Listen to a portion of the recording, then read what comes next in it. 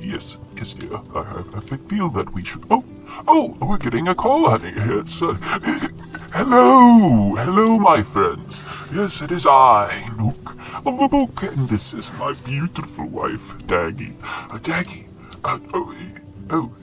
okay, that's fine, dear. That's fine. I'll be right here, and we'll talk. Hello, my wife and I, we were talking about where we were planning on going this weekend. You see, we have decided to expand some things in our lives, and well, let's just say that this weekend we are going to check out a certain type of club, and well, let's just say that if we go, it is looking first and not touching. So, we'll see what happens after. But my little Daggy, we had some talks, and she gave me some ideas, and she shared some of her fantasies with me, and well, let's just say she is a wonderful lady and very, very imaginative. Yes. Anyways, what we'll talk about now is actually, I will give you the story about another person that you have all already met. It's that Trinity Tenfold, yes, the Lamia, the snake lady. She is quite an interesting character. Yes, very interesting. One thing that nearly everyone who's part of the Circus of the Grinning God have in common is the fact that most of... Yes, little kitty, you just go over with Daggy and get some milk. Anyways,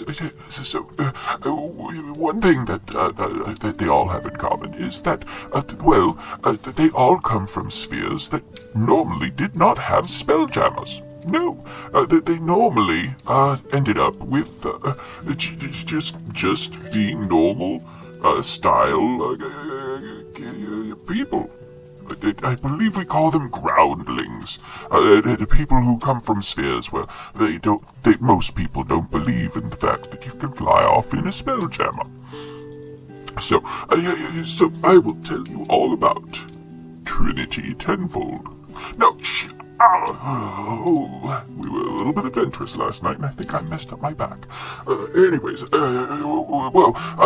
You see, Trinity Tenfold was not originally known as Trinity Tenfold. In fact, her people did not give people names until they did something of worth.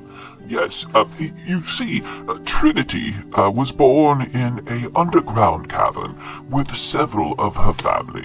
Now, this group of Lamia were actually there as, initially as guardians of a fine treasure. But as time went on, their family forgot that they were guarding a treasure and just started to take over the underground caverns they were in. So people would come in and they would attack them and eat them and take the flesh, and that's what they would do. Well, young Trinity did not want this. In fact, she was one of the few that actually wanted to leave the caverns. Yes, she wanted to go out and see what was beyond. So, one night, while her family all gathered around their most recent kill, which was, of course, a human. We won't get into his story. It's very quite sad. Actually, it's short, so I'll tell you. The human they caught, that Trinity skipped out on eating, was a human that his entire life he kept telling people that he was the best at everything.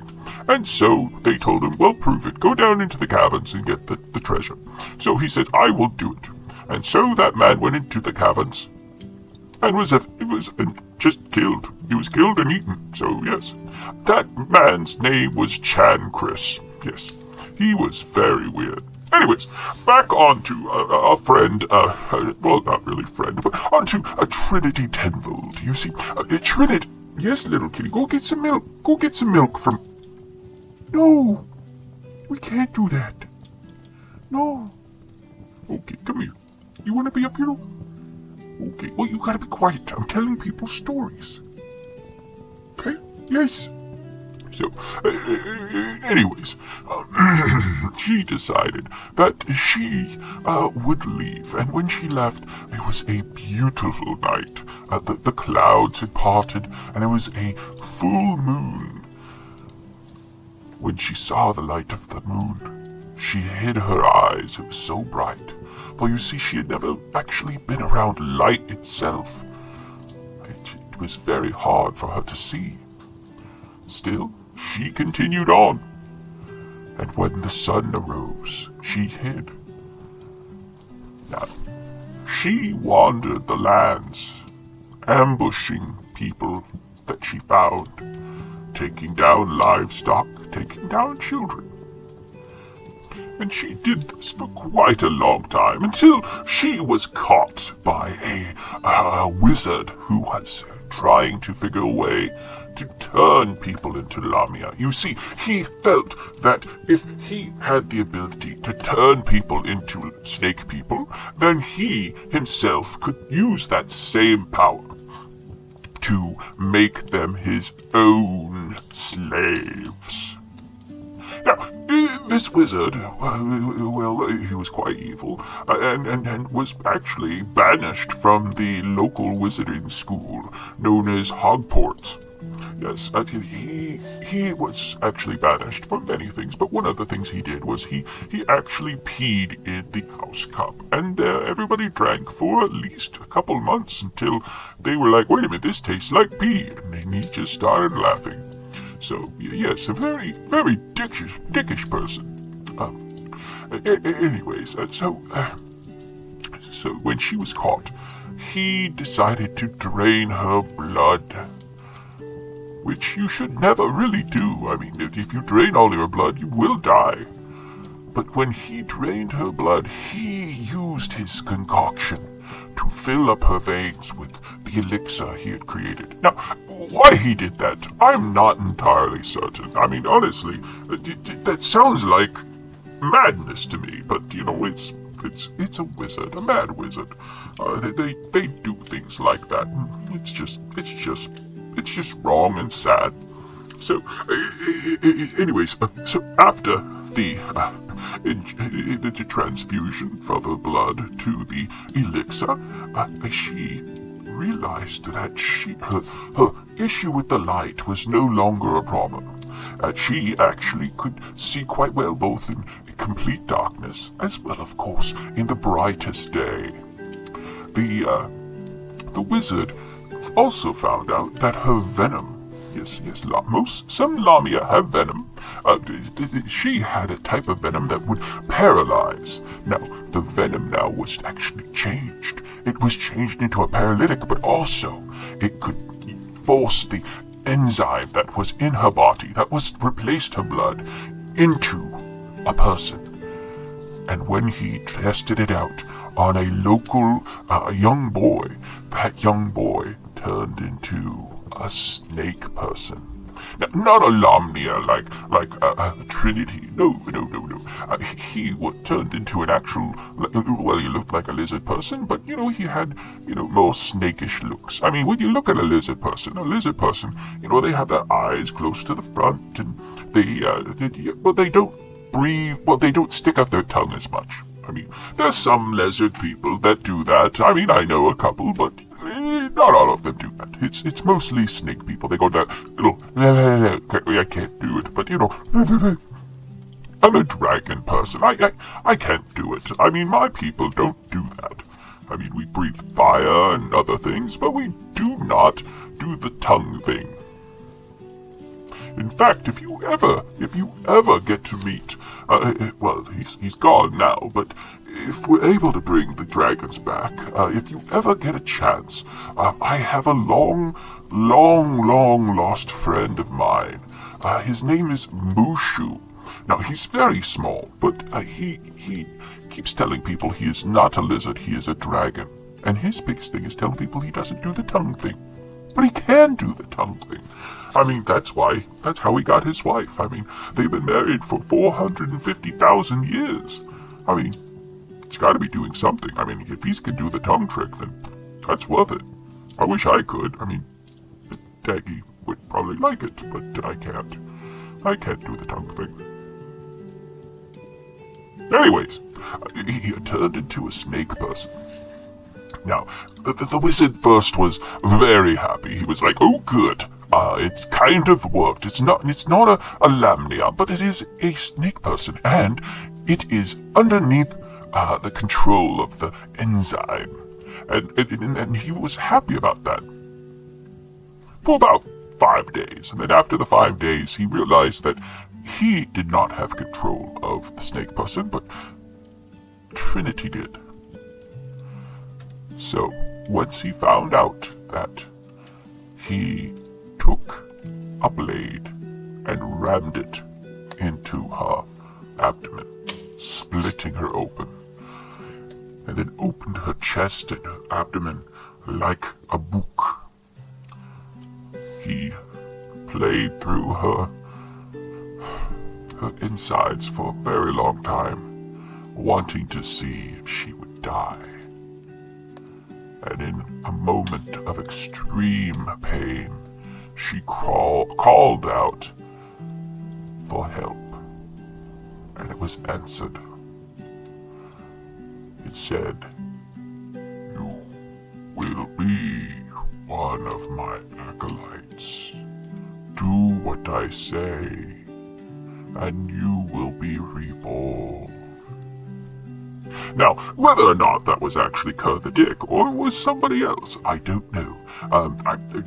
We don't talk to Kerr, and I'm not going to talk to Kerr because he's a dick. So I'm going to just basically think it was probably somebody, or probably Kerr. So it could be either. I don't know. Anyways, so as she lay there nearly dead, a strange feeling came over her, and she called out to the snake person that was bound in the room.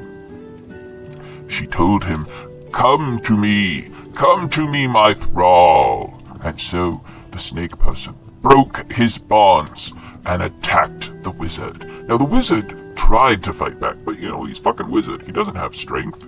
He's intellect and wisdom and other things, but he does not have any strength. So he was very easily overpowered. I mean, some wizards try to bulk up, but when I go down to the gym sometimes, and when I go down there's a couple of wizards that I see, and they try, but they're using 5-pound weights. I'm over here, and I'm like, look guys, look at me, look, don't look at Daggy, okay? She is doing her Pilates, okay? Let her do her Pilates. Look at me, look what I'm lifting. I'm lifting 400-pound weights with one arm, yes. Now, it doesn't mean that I'm also doing it because I'm kind of showing off, and because I was also using a special spell that day to show off to Daggy. But I was stronger than them, and they were very, very weak. So there. Like I was cheating. I was using a spell to buff up my strength. Again, I wanted to show off to Daggy. She liked it quite a bit. Yes, she did. I will not tell you what we did later, but let's just put it this way. Fun was had. Yes. Mm-hmm. Anyways, so once the wizard was taken out, her body began to heal. Now, this was also part of the elixir that was injected, it replaced her blood. It healed her very quickly, and to the point that she did not have a mark on her. Now, she and her thrall, left the wizard's tower and made their way across the wastes. Now, why wizards go and live in wastes, I don't know. Some of them live in the forest, that's totally fine. Some of them live out in the middle of a desert or in a swamp. But why don't they live in a condo? I mean, it's so much easier. I mean, my house is in a nice neighborhood, and I like it. I think Daggy and I will go for walks in the night and the evening, and we'll just say hello to our neighbors that are up, and then they say hello to us, and everything's fine, But anyways, they wandered for several days until Trinity felt this burning sensation underneath her arms, and when she looked, she noticed she was forming another set of arms, fully formed. Well, they were forming, but you know what I mean. They were coming. She was growing another set of arms, is what I'm trying to say. Anyways, but so she noticed she was growing those arms, and the lizard person with her was also getting larger as well. She was getting larger too. She had actually gained almost 2 feet in height since they had left the tower. Now, they came across a small farmstead. It was run by a mother, a father, and a child, all human. And she stood back and waited until nightfall, and then they raided the homestead. Now, they ate the cattle, and they ate all the poultry, and the fowl as well. And then they turned the family. The father and mother turned quite easily. She just bit into them and forced the enzyme into their bloodstream, and they turned. But when she did that to the child melted.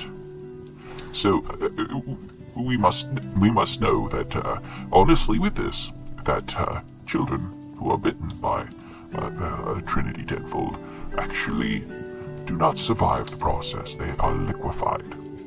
I believe it is because of the different parts of the enzyme. From what I hear, part of it is just straight up acid. And I don't mean, the stuff you take and you trip your balls off. No, I'm talking about actually true acid. I think it's been distilled from a gelatinous cube. That's fucked up.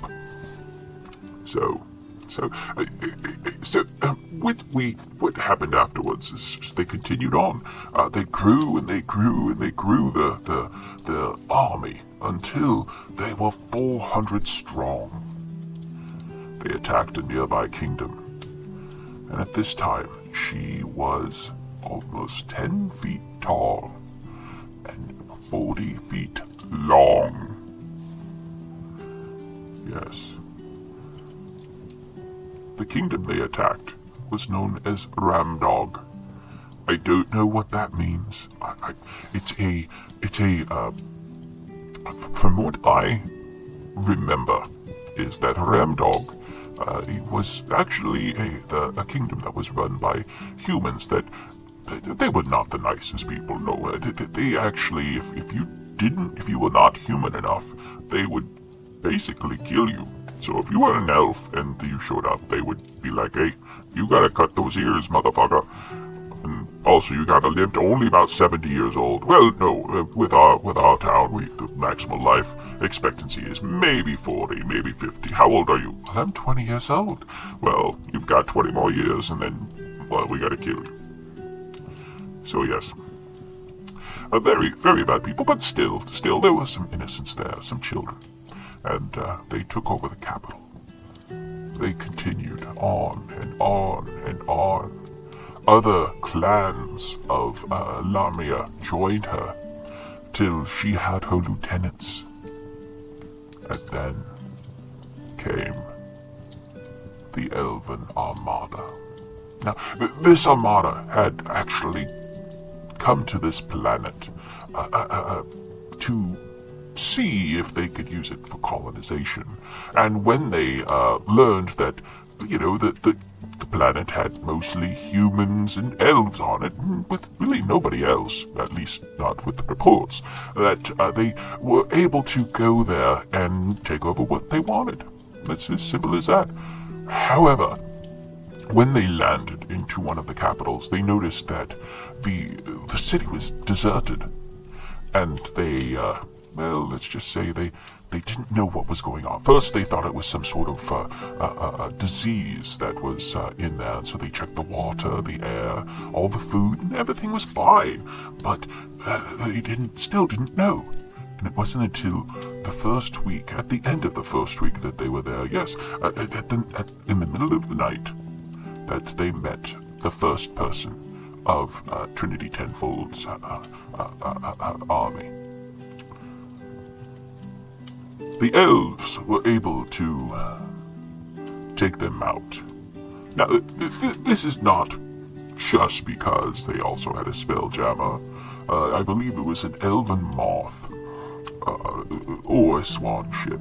Well, they had several. They had several ships. Like I said, this was a colony mission, and so they, when they fought them, they used everything they had at their disposal, including magic, which Trinity Tenfold and nobody on the planet actually had, except for, of course, wizards. But the wizards that had the magic weren't really that powerful. I mean, really, they couldn't really cast spells. Why would they call wizards then? Oh well, I believe it was mostly because they were the wizened ones. The wizened, that's why they call them wizards. Then he knew multiple things. He just didn't know, magic. But he did know. They knew alchemy. So it's a type of magic, but not really. It's more science than magic. So, but yeah, they were able to take out the armies quite easily until they came across Trinity Tenfold, and as they tried to kill her until they used fireballs, and which just hit her, and then her body grew back. They used siege weapons, and again she was impaled, she was crushed, but she always came back. And so, with nothing else to do, they put her to sleep, bound her, and then took her aboard one of their ships. Now, this ship was bound for Armistice, where it's an ice planet where there is a group of goblinoids who live there, and some orcs that are left over from the Unhuman Wars. Depending on who you talk to, it's unhuman or inhuman, but whatever. They were stuck there. No spelljammer was allowed on the planet for fear that somebody would attack it, and they would be able to get off. Now, the other reason that they took it to Armistice is because also at that time, Armistice was almost completely wiped out. Aparusa went to the planet and killed some orc shamans who were keeping a Witchlight Marauder primary asleep. Well, when you kill one that breaks the circle, well, that lets the Witchlight Marauder out. Now, those of you who do not know what a Witchlight Marauder is, you are lucky, because a Witchlight Marauder is scary.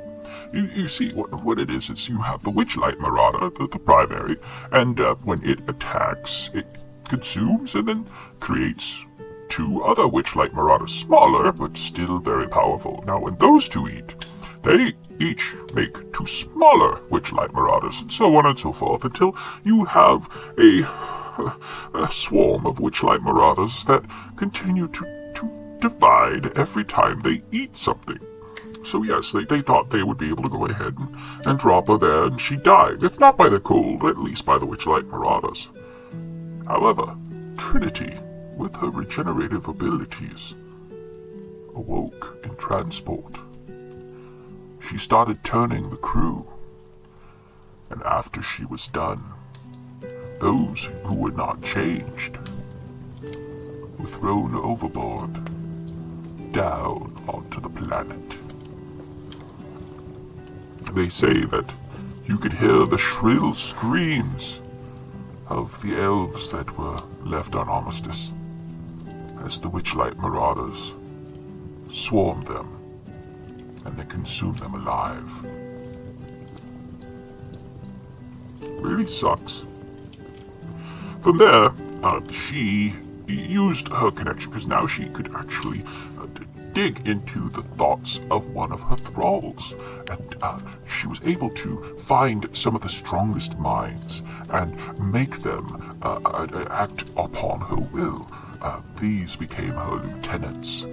These lieutenants who had some inkling of who they were before, just enough to use magic and the helm, got her through the spheres. Now, as she traveled, she grew her ranks as a pirate queen. She continued until she came across a certain pirate. Now this pirate was part of the Grinning God Circus. And once they saw Trinity Tenfold, they realized they had an opportunity. Now Trinity sent her people out and attacked the leader of the Grinning God Circus. They were laid to waste, and she tried to bite him, but when she did, nothing happened. She didn't know what was going on. And with that, the leader took control of Trinity Tenfold. He marked her with a mark that bound her to his will. If she ever fought back, she would feel pain run through every inch of her scales until she would wish for death. Because remember, her regeneration constantly kept her alive. Now, you can kill Trinity Tenfold. It's very hard. It's like when you're fighting a troll. Only fire doesn't really do much to her. It kind of is like harder than killing a troll. I mean, because with a troll, you stab it, regenerates, stab it, regenerates. With fire, it doesn't regenerate. So, yeah, it's very hard to kill her. But she would wish for death. So, after making the amends with the leader, she and her group formed the new section of the circus known as the Sword Swallowers. Now, the reason they took the name Sword Swallowers is because one of the things that Trinity Tenfold could do was take a being basically as big as a standard human, unhinge her jaw, and slide the body fully into hers, digesting it whole, like a snake, That's what it happens. But unlike a snake, she has the ability to chew. It's just she could do this. So Sword Swallowers. With that, she continued her crusade against elves and several other races until she came to gray space. Now, in gray space, there are several places that are good for groundlings, but she didn't want that. She wanted a base of her own. And since her body did not age, even when she was inside a crystal sphere, it did not matter to her to be in or out of the spheres. For if she was in the astral sea, just as if she was in the spheres, she did not age. Now those around her did. So she, with the help of some of her more intelligent thralls, were able to distill her venom to a potion that could be given freely or forcefully. And then that person would change. They would lose their minds and become someone new. They may still have the abilities they had before. So if you had someone who was a bard before, and they took the potion, and they could then continue using their bardic knowledge as well as, of course, their bardic magic on people. Or if you had a rogue, they could still be as swift and deadly, both in snake or in regular form. So she continued working with her people to the point that she started to spread her web. Now, she didn't have a web, but this is metaphorical. But anyways, she would spread her web, and she got contacts to the point that she decided to take up residence on a floating planetoid, which really is a head attached to the crystal sphere of gray space. Now, if you're wondering why that head is there, well, the reason is that a very long time ago, there was a giant celestial being. Now, this giant celestial being roamed the astral sea and would swat people up. And it was so big that if it went in there, it could grab a very large asteroid and use that to hurl at crystal spheres and break them apart. The gods were not happy with this. Well, who would? Literally, who would? So they took the Celestial and they bound it into gray space. Now, the gray space is one of the largest spheres out there. One of the largest. And this creature basically was large enough that its feet were constantly being burned by gray space's star. So, it, very big. Well, after a while, the chain around its neck that was anchored to gray space's crystal, inside of the crystal sphere, cut so deep and it thrashed so harsh that it separated the body from the head. The body broke up and became the asteroids and the planets of gray space. And that's what happened. Anybody who says differently, well, they're a liar. I mean, I know because, well, when they were locking up the Celestial, I believe its name was Frank the Dickish. It's really not, that's its name. It's not its name at all. In fact, this Celestial, it spoke a language that only other Celestials of its own kind could actually understand. And, well, there was only one of him, so, nobody understood him. So, I'm just going to call him Frank the Dickish. So, Frank the Dickish was so powerful that they asked nearly all the Pantheon that was still around to fight. Now, they asked myself as well, and so I was like, oh, you need help from Nook? I'd be happy to do it. And they said, okay, what we need is, and I said, do you want me to use my magic to just smite him? And they're like, shh, Nook, just shut the hell up. We need you to research how to, what alloys we need to keep the Celestial bound. I was like, well, I can do that. That's no big deal. I've got books, but what about me using, an extra large fireball? I could burn him until, And they'd be like, Nook, you are a nice person, but I just want to let you know, you are not a heavy hitter. I'm like, I am so a heavy hitter. I am older than you. And they're like, we know you're older than us. You tell us every time that we see you. So just shut the hell up. Tell us what we need to know. And so I was like, fine. And so I gave me information.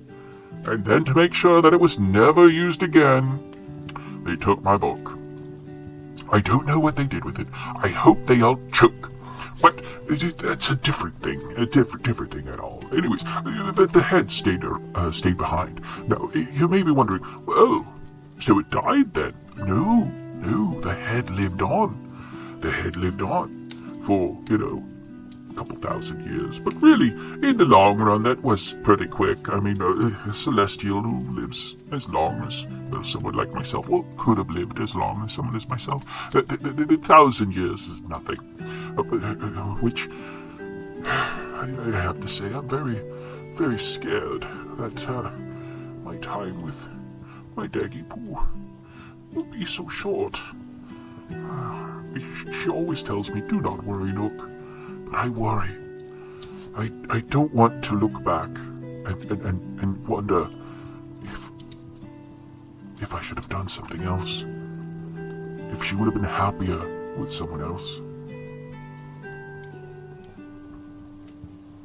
I am really bumming myself out. I'm sorry. Anyways. Excuse me. Anyways, so once the head died, people began to go there and take out pieces of organic components that they wanted. It's kind of like there's this one place in, I believe they call it Reality 626? I'm not quite sure. But anyways, there's a basically same thing there, only the people there are mining it for cerebral fluid and all that kind of stuff. These people just basically were like, well, that looks like organic, and they would take it and just kind of chop it up. They wouldn't eat it, they would use it for fertilizer and what have you. And that was fine. I mean, they were able to build that up and turn it into wonderful, wonderful soil that could grow anything, even though, of course, they were so far away from the sun. However,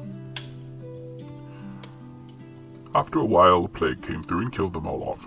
So you were probably thinking that I was going to say something like that Trinity Tenfold showed up. And it's no, Trinity Tenfold showed up once it was barren again, so... Now you're wondering, who called her Trinity Tenfold? Well, it's... She did. She was like, I do not have a name, but I control those around me. And she looked at 3 of her lieutenants, and she thought, I control the Trinity, and they control tenfold a Trinity. I will be known as Trinity Tenfold. Now, at the time, she really didn't wholly hold sway of like 33 people. She had way more than that, but it was different. It was different, you know. She just, it also sounds better than Trinity million people, you know. Now, those of you out there that are known as, last name million people, I am sorry if that sounds, terrible, but it's a terrible last name. A terrible last name. Just change it. Just say million or people. Million people? That's just being, very much of a braggart. So, yes, don't go around and say you are million people. Because people are going to say, like, oh, no, you're one person. And got off topic again. I am sorry. Anyways, Trinity Tenfold, she and her group made it to the head. And they built up a pirate kingdom there. There she would work with Yondu, the Shadow Council of Yondu, to bring about slaves, food, and several other things, as well as, of course, to taking what she wanted from those shipping lanes around her. Now, also on this planetoid she was at, it turns out that the inside of the celestial head also had a type of mineral in it that she could use to coat her ships that made them be able to flick in and out of sight. And it wasn't magical, no. Now, you could run a small magical current through it, but it was so finite that you could not tell if it was magic or not. Now, like I said, it was just a little tiny current, but the whole thing was being coated in that substance. And with every ship she took in, they coated every ship over and over and over. Until one day, her master called her, for they needed to go after another pirate. Someone that made them think this would be a good addition to the group. And as we all know, that was Lupin Whitefang. So that was the story of Trinity Tenfold. Not terrible much with the history. I mean, there are some things she did while she was around in other spheres as a lone pirate. She once took on a gift navy by herself, but not by herself, but her pirates took on a gift navy by themselves, but they did not do it in any way of, tactics. In fact, the gift that survived actually thought, wow, if she's not a gift, she's one of us. And basically, what she did was send wave after wave of her people at the ships, some of them carrying gunpowder kegs, and they would land and set them off and explode and destroy things. And of course, we all know that GIF have lots of gunpowder on their ships, so all it really needs to take is maybe 1 or 2 of those just to get there and get into the stores and then blow themselves up, or even just light a match. Whole fucking thing will go up. So, if you're fighting GIF, try to go after the spot that has the most powder. Let's see. If you do that, it's easy to blow them up. I mean, honestly, if you want to know more about that, I mean, ask Flannery. He'll tell you right away. I mean, if they don't have enough to blow up their ship like 6 times over, then they don't have enough powder. So yes. Anyways, another exploit she did was she actually saw the original, well, not the original, but the Spelljammer, and she almost was able to get on. But once she hit the air envelope and the pheromones that the Spelljammer gives off, as we all know, well, some of you may not know, but the Spelljammer itself gives off in its air envelope, it gives off this a pheromone that makes it so that you don't want to leave. Well, thanks to Trinity's enzyme running through her body, it did not affect her very well, so she was able to steer out of the air envelope. Now, the reason she thought about it was because, well, hell, the Spelljammer itself is a very powerful weapon / ship / everything. I mean, it's got an entire city on its back. I mean, fuck. I mean, we all know how powerful Glint is. You know, if he was a little older, a little bigger, he could probably do some heavy damage. But, you know, right now he's small. He's small, but he's growing. And one day, if he's chosen to be the next Spelljammer, then he will be giant. So, but anyway, she saw the Spelljammer and she left. She researched it for a while and found out that to take over the Spelljammer, she would need an ultimate helm. And she didn't have any. So, after that, the main goal of her pirating was to find an ultimate helm that she could use to take over the Spelljammer. She hasn't found one yet. I know. I mean, our group, the Night Sky Syndicate, has 2. Well, one's no longer working because Bard is gone. Yeah, it's gonna last a little bit. But other than that, the ultimate helms are very hard to find, but they can be found. Just need to know where to look. I collect them. Yes, in my basement I have a showroom where I have multiple ultimate helms. Yes, they can be anything. They could be a ring, a bracelet, a crown, a circlet, clothes. I've got one downstairs that is actually just quite funny. I think it was created as a joke, or it's just a very large. Well, if it was that way, it would be able to shrink down to fit anyone's finger. Anyways, it doesn't. But I haven't tried it because I don't want it to get stuck on me. But apparently, what it is the ultimate helm. It takes the form of a cock ring. Yes,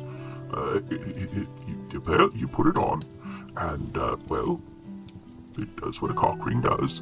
But you're also able to fly a Spelljammer with it. I'm not going to try it. Though at the same time, how did I know that was truly what it does? That is a conundrum. Because I haven't tried it. So how do I know it works? But I don't want to do it because then I'll be stuck on me. You know what? Better not knowing, unless, of course, someone comes to my house and finds it and then decides to take it. I mean, if they do, on them. They can do that, but they're going to have to get across a couple different traps and other things, And also, I won't tell Daggy about that one because, well, let's just say there's some things that she's been talking about wanting to do. And, I hear that there's this... when we were back in the human realm, in the Tri-Cities, there was this person talking about International Women's Day, and we went to that castle place and we got something that I think she's going to use on me on that day. I don't know how to feel about that. Part of me is excited. Part of me is downright scared. And another part of me is basically thinking, well, you gotta do this for your marriage, old man. So, open for new experiences. You do crazy things for love. Now, I think it's time for me to go. You all have a wonderful, wonderful day and a wonderful week. Next week, Daggy and I are actually going to be away, but I will still have a story for you. Yes, remember I take my crystal ball with me because, sometimes you need it to keep in touch. I mean, there's these things called cellular phones in Earthrealm, and they tried to sell Daggy and I one, and I told them, but in our world, we don't have any cell towers, and they're like, what do you mean? And then I had to use a spell on him to, make him lose his mind for a little bit. So, it's fine. It's fine. I mean, when we left, he was screaming about, mints and baubles. I don't know what it was about. But, everything's fine. Everything's fine. Until then, Daggy and I are setting up the house for Winter's Fest. Yes, it's coming up. It's in a couple of weeks, and we are setting it up, and we are going to have her family over. We're going to have Hawk and Red Hawk here for a nice holiday feast, and for just a good time for everybody. That's what the holidays are all about. So, until then, you all have a wonderful day. I know I said that before, but it means that it's good to say. Toodles.